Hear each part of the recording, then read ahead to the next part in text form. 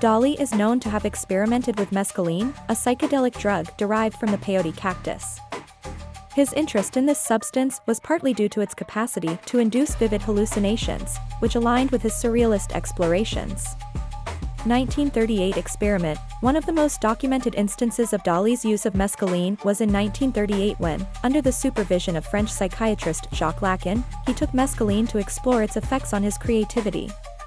Dali was particularly interested in how mescaline could produce visual distortions and vivid, dreamlike states, which matched his artistic interest in depicting the subconscious and the surreal.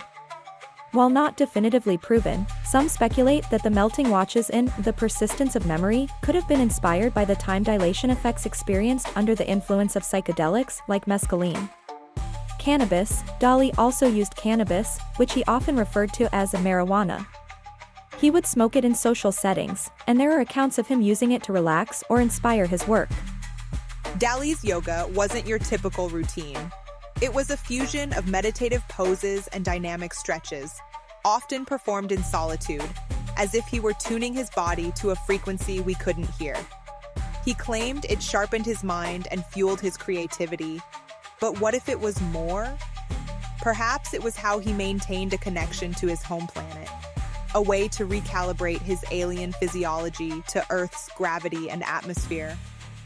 Those fluid, elongated figures in the elephants, or the distorted forms in The Persistence of Memory, could they reflect the flexibility and expansiveness he achieved through yoga, mirroring a reality where bodies and minds aren't bound by our rules? In the 1930s, when Dali began experimenting with mescaline, he was doing more than just tapping into the surreal.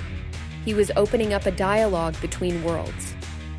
His paintings from this period, like swans reflecting elephants, reveal layers of reality, hidden dimensions, where forms shift and morph, much like the fluid experience of a mescaline trip. Here, he wasn't just depicting the subconscious. He was visually translating his native experience of a universe where everything is interconnected, where time and space are mutable. Dali's historical significance in art history is monumental, but consider how his use of mescaline might have been his way of reconciling his alien perceptions with human sensory input.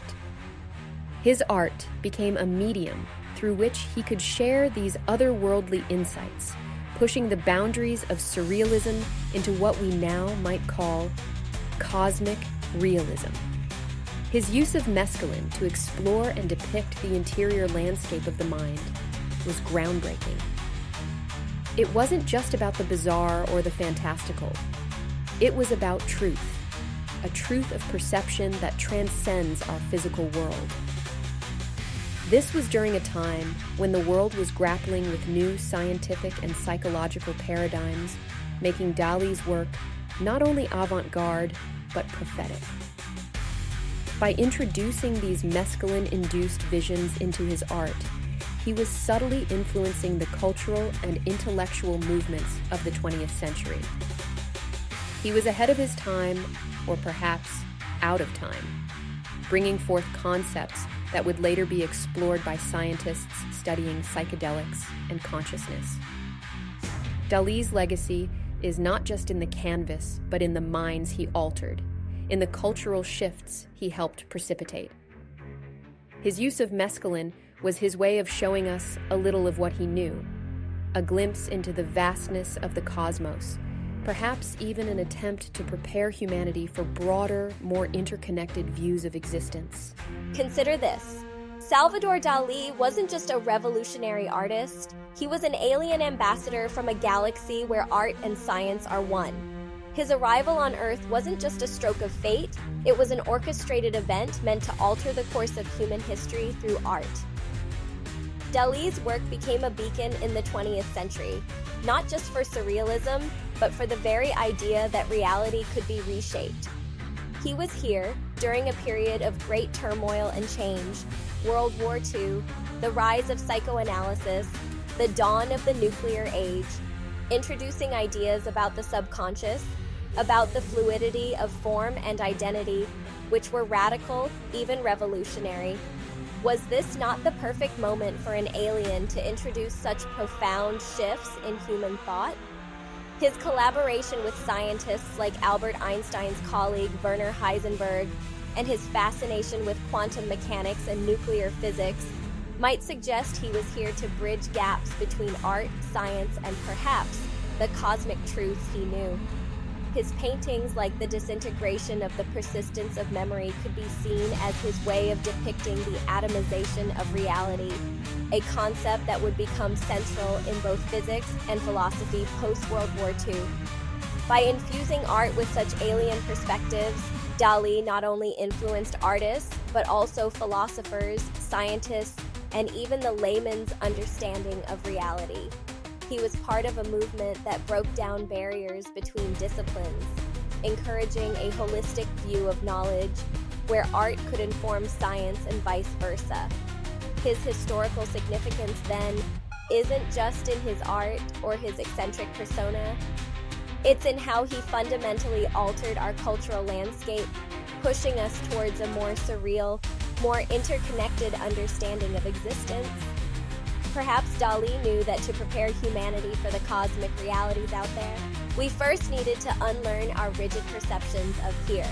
Maybe he left clues in his art for those who would see. Maybe somewhere in those surreal landscapes there's a map to his home galaxy or instructions on how to transcend our human limitations. He was original, imaginative, yes, but also otherworldly. Salvador Dali, the cosmic alien, left us with more questions than answers, but perhaps that was his intent all along, to make us look beyond what we know, to dream bigger, to see the universe as an endless canvas of possibilities. Maybe he left clues in his art for those who would see. Maybe somewhere in those surreal landscapes there's a map to his home galaxy, or instructions on how to transcend our human limitations. He was original, imaginative, yes, but also otherworldly. Salvador Dali, the cosmic alien, left us with more questions than answers. But perhaps that was his intent all along, to make us look beyond what we know, to dream bigger, to see the universe as an endless canvas of possibilities.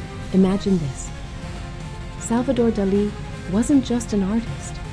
He was an emissary from the cosmos, a being from a distant galaxy where reality bends and shapes in ways we can barely fathom. His originality, his imagination, it wasn't just human, it was interstellar. Look, I'm convinced Salvador Dali was an alien. His originality and imagination. It's just too out there for a mere human. Take swans reflecting elephants. It's like he's showing us how aliens might perceive our world, with hidden layers and reflections that aren't quite what they seem. His obsession with the egg, in works like The Great Masturbator, could represent life forms from space, waiting to hatch on Earth. He was too ahead of his time to be just a man. I've always been drawn to Salvador Dali because of his sheer audacity. The man didn't just paint, he performed art. His originality wasn't just in the brushstrokes, but in how he lived his life. Those wild mustaches, the eccentric persona, paintings like the elephants with their spindly legs carrying impossible weight. It's haunting and unforgettable. He took imagination to places others wouldn't dare, and that's why I think he's a genius.